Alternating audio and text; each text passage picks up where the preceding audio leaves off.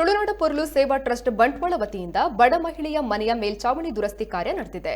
ಒಬ್ಬಂಟಿಯಾಗಿ ವಾಸಿಸ್ತಾ ಇರುವ ಬಂಟ್ವಾಳ ತಾಲೂಕಿನ ಕಕ್ಕೆಪದವು ಕಾಲೋನಿಯ ದಿವಂಗತ ಮಾನಿಕಾ ಅವರ ಪತ್ನಿ ಬೊಮ್ಮಿಯವರ ಮನೆಯ ಮೇಲ್ಚಾವಣಿಯ ಹಂಚು ಪಕ್ಕಾಸು ರೀಪು ಹಳೆಯದಾದ ಕಾರಣ ಕಳೆದ 3 ವರ್ಷಗಳಿಂದ ವಾಸಿಸಲು ಕಷ್ಟವಾಗ್ತಾ ಇತ್ತು.